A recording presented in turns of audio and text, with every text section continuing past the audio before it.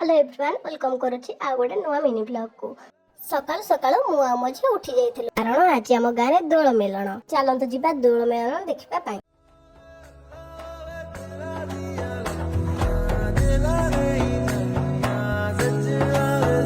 इठी मोर जने ननंद देखाई जाइथिलु या परे घर पाई किछि भोग किनि देइथिलि बुलाबुली करिवे भितरे मु झियो पाई बहुत खेलना किनिथिलि सब खेलना भितरु मते गोटे खेलना बहुत पसंद आसला।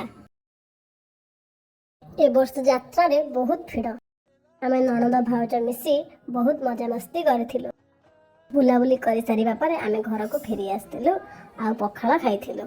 एठी मां खरा बेला पे रोसे कर देइचंती आ परे खाइके सोई पड़थिलु। आ टिके संध्या बेले मो ननद आ मो झियो फोटो उठाउथले देखुनांती केमती पोज दउचंदी। संध्या फोटो शूट कर सारे आमे पिज्जा बनै खाइ देइथिलु। राधे राधे। वीडियो भल लागितले लाइक कमेंट शेयर करंतु।